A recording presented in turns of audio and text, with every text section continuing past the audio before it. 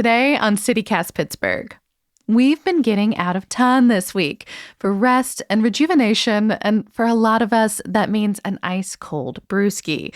Today is our third and final installment of our Fall Getaway series and our Thursday food and drink show. So we're wrapping it up with the region's best breweries. I'm with Adam Sorma of Trace Brewing here in Pittsburgh, whose love of a good beer goes well beyond the burg. It's Thursday, September 28th. I'm Megan Harris, and here's what Pittsburgh is talking about.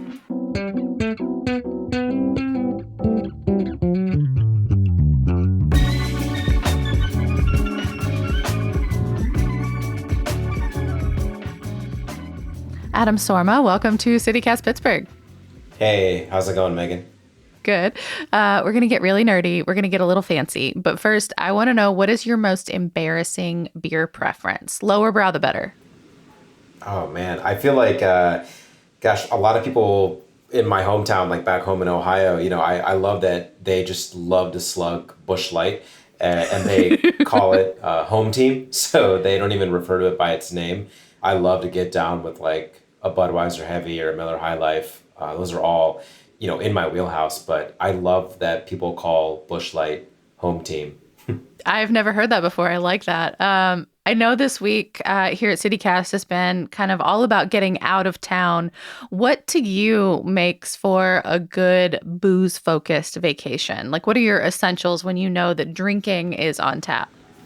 It's always fun to see a diverse tap list. I think that if you are someone who goes to breweries and you go hyper-specific because you love their year-round IPA or their year-round lager, if you're going somewhere as a first-time guest, I think it's cool to talk to the bartender and get a recommendation. And if you have the time to try 2 or 3 really, really different things, it sort of gives you just a good overview of their capabilities. So yeah, the more styles, the better. But if you're known for one style and you're going for that, that's also cool. Yeah. Any pro tips for kind of figuring out, like, if you're not from an area or used to that brewery, how to spot those that are available year round that maybe they're known for? Because sometimes that stuff is kind of hard to figure out on a typical beer list. Yeah, that's a great question. Man, the only way to know is probably to ask. I think that, at Trace, we just have one year-round beer, and it's a German pale lager called Keller beer. However, it's not really marketed that way. I think that, if you were to walk in and try it and ask about it, or ask at any brewery, hey, do you have a flagship? Often it'll be displayed or, highlighted on the menu or sort of like demarcated as such. But a lot of spots, we just want to keep it really approachable. That's like a really important thing, is to not sort of talk above the guest or anything, just, meet them where they're at. So yeah, I would always encourage someone just to ask their bartender, like, hey, is there something you love or something y'all do year round? Well, let's dive into some of your top recommendations. We wanted to start off with the best spaces for specific activities or experiences around the Pittsburgh region. Give me one if you want to be active with your group. So like playing a game, taking a scenic walk with your beer, doing something other than sitting on a bar stool. What's a good spot?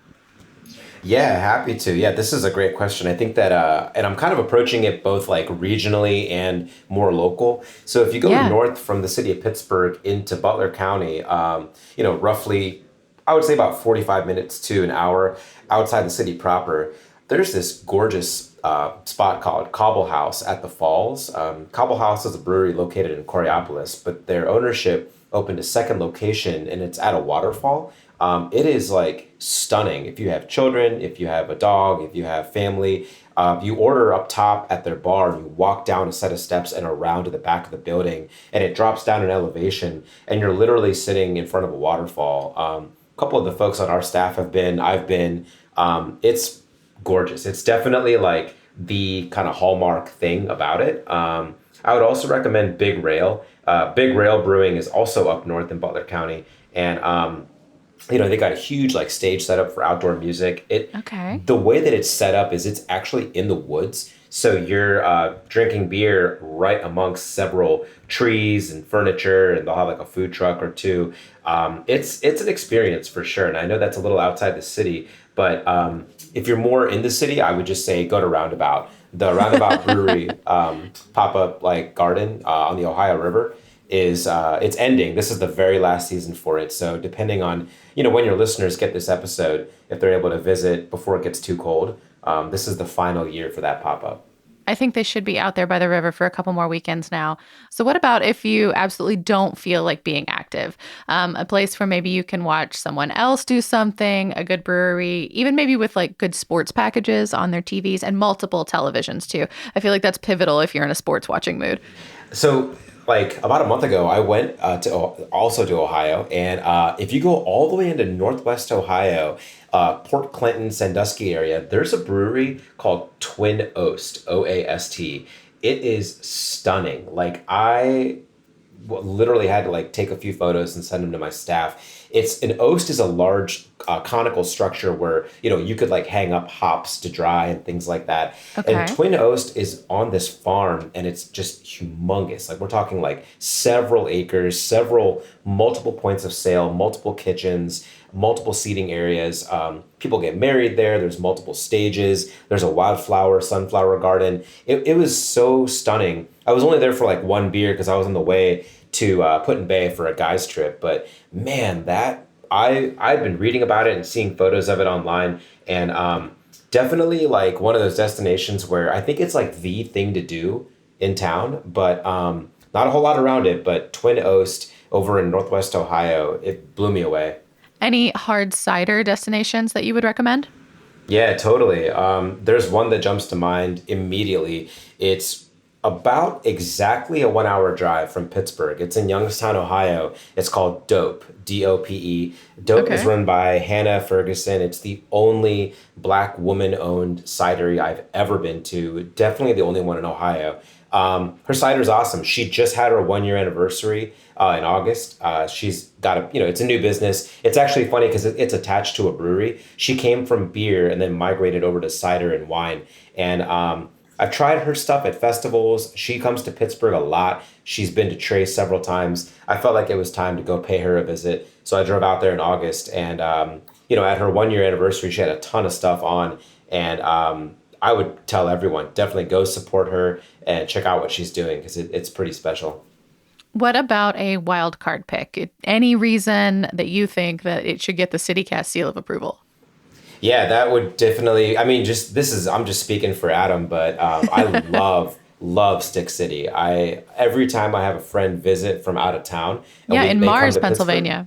Yeah, totally. Up in Mars, Nick and his dad, Ron, and their team, like they're working so hard to keep things traditional and to donate a part of their proceeds back to the environment and to just create this like community space, but relative to their market, which is, Mars. It's a little bit different of a vibe than if you're in Bloomfield, but gosh, their beer is so, so good.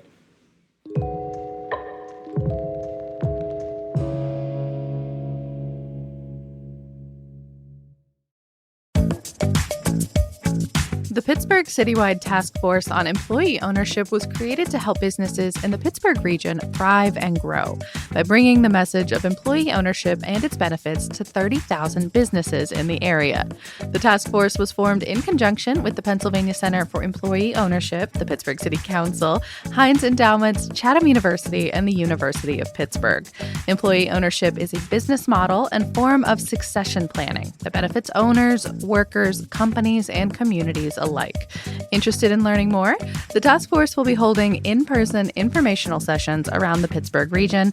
To learn more about the task force or to sign up for an informational session, please visit pghbusiness.org.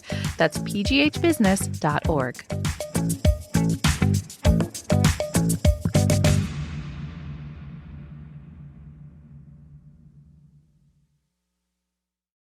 When our team was thinking about this, we really wanted to ask where you get specific types of beer. Because I know for the nerdy friends among us, like that's kind of how you choose where you want to go. Like what's the place known for? What's always in rotation or what's special on the menu this week or that? I want to know if there's places with one or two beers that you just really love on tap. Folks, please don't get mad at me. I am lumping a lot of beer types together to save time. Adam, are you ready? Sure, yeah, let's give it a try. Let's start with really hoppy beers. I know often that's an IPA. It can be ales. It can be other things. Where do you love for that? Yeah, I go to Old Thunder for that. I get down with their hoppy stuff for sure. Okay. What about like a hazy or juicy beer? Could also be an IPA, but could also be a sour or something else. Yeah, yeah. I think that, when you think about that, you would just go literally 2 miles up the Allegheny to Dancing Gnome. They spearheaded that in 2016 and brought it into basically this craze, and the city has really like, fallen in line with loving that style. If you're into the hazy game, yeah, they have several in core rotation and they're all good. Yeah, stouts, porters, brown ales, the kinds of stuff that like feels cozy for fall, for winter. Yeah, that's a good question. I think that I would turn to East End. I know that East End, gosh, they've been doing their thing here since 2004. Sort of like I look up to them as like a grandfather figure, really. As a younger person in beer, East End has such a diverse tap list, and when they do, the Fat Gary, the Nut Brown Ale, or their black IPA, or their stouts, or their porters, they do a lot of darker stuff, and they nail it for sure. Yeah, and they're available all over the region. They do a really, really good job of distribution. So I know it's not your thing necessarily, but what about seasonals? Are there places around Western Pennsylvania that you would recommend someone go if that's their thing? Yeah, that's a good question. I suppose I'd have to shout out something like Southern Tier. I think that they're downtown in the North Shore kind of stadium area. They're in an interesting place with how they operate because they're a little bit bigger than like craft, but they're not like Budweiser. They're sort of in their like own little middle tier Yeah, do we of do we have breweries. middle market breweries? Is that a thing yet? I've been reading about it. It's sort of emerging, as beer sort of morphs and as the younger folks become 21, whether they choose to drink or not. We're seeing a lot of changes in the market, but Southern Tier is part of a brewery group that is basically, yeah, like what you said, that middle tier. And they do the seasonals pretty well. And they have the capability to bring some stuff in from New York as well as brewing on site in Pittsburgh. So if you're Yeah, looking for and their that, brewery in New York is within driving distance to Pittsburgh too, like 2.5 hours north of here in Lakewood. It's really, really gorgeous. When I went, there was a band and someone giving tours, a lot of stuff to do. yeah. What about wheat beers like Hefeweizens? If you are willing to drive 2 hours west of Pittsburgh to Akron, Ohio, I would for sure shout out like Missing Mountain. They're in Cuyahoga Falls and they're kind of like punching above their weight, doing probably the best beer in Akron, Ohio right now. Aeonian in Alliance, Ohio is another one that's doing some really cool stuff in stuff like that with wheats and wits and Hefeweizens and stuff that you don't see every day. It's, yeah, I know it's a little bit of a drive, but both of those, along with Noble Beast in Cleveland, Ohio, would be for sure like stop in and try what they've got and get down with the wheat stuff. No, no, I'm glad that we asked an Ohio native for this. We're getting some good off-kilter recommendations for a Pittsburgher. What about ales, kolsches, pale lagers, that kind of like lighter on, an easier day? Cool. Yeah, I can definitely answer that because this is kind of getting into what I like to drink. First off, I'll shout out 11th Hour because they're right in Lawrenceville, right in the city, and they've done a really, really nice job of dialing in their Kolsch, their lager program. And then the far out pick, and this is my favorite, would be you have to kind of go in the middle of nowhere, but it's called Woolly Pig in Fresno, Ohio. The nearest city is probably Coshocton. It's about an hour south of Canton, where I'm from. Woolly Pig is a brewery on a farm. It's actually called Woolly Pig Farm Brewery, where there are pigs everywhere, and the pigs are eating the spent grain from the brew house. It's all upcycled. They have a food truck, but they're focusing a lot on, like what you said, traditional lagers and ales. And it's a destination for sure if you want to go visit the middle of nowhere, Ohio. Yeah, yeah. And what about like the classic pills? I feel like if there's anything that's like the most Pittsburgh, more often than not, it's going to be a lager or pilsner. Yeah, you're right. Gosh, I feel like, I mean, when you say that out loud, where my mind goes is like Penn Brewery. You think about a brewery that's been around for a long, long time and, just like doing what they do on their funky, they have a copper hectoliter system. It's a totally different brew house than any other brew house in Pittsburgh. I think also East End is now doing a year-round Pilsner called Everyday Pilsner. And I think they found that groove with like talking to folks and getting feedback and seeing what pairs well with food and what's going to move over the bar. But I also would say us. I mean, Trace has done a few Pilsners, and there's a regular we have, and he's from Czech Republic, and he tried it, and he was like, "You nailed it! Like this actually tastes like home." Czech Pilsner is a style that the Czech folks are really into. It's from their homeland, and Marek came in, tried our Pilsner, and told our brewer Zach, like, "You did it! Like I want this every day." And I was like, "Wow, we actually got the seal of approval." Yeah, no kidding. Well, any suggestions then for folks who are maybe just newer to the beer scene? They are excited about what you just said and they want to learn more, but they also don't want to get too overwhelmed by the options. What's your best pro tip? I would say, honestly, in the city, I love the staff at Two Frays. They're in Garfield on Penn Avenue. And, the ladies in the front of house there, they come to Trace a lot too. We love them. I would say what's cool about that is you're never going to be overwhelmed or be talked down to or feel out of place. I think that, it's super important to keep things approachable and friendly. And I would recommend going in there, having a beer, talk to their team, and you're in like really, really good hands because they'll probably suggest some other spots you could stop at as well. You can find Adam behind the bar and behind the scenes at Trace Brewing here in Pittsburgh. Thank you so much for your expert guidance and picks today. Hell yeah, you got it.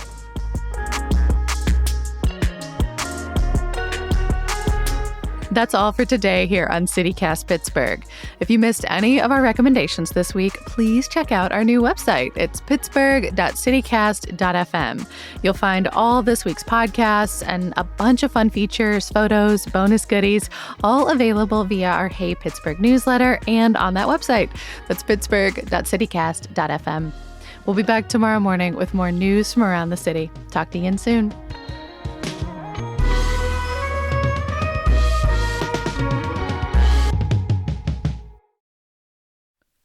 Are you a pumpkin beer person? Sadly, no. I hate to burst the pumpkin bubble. I hate them. I'll be honest. Yeah, I didn't want to say that, but yeah, they suck. I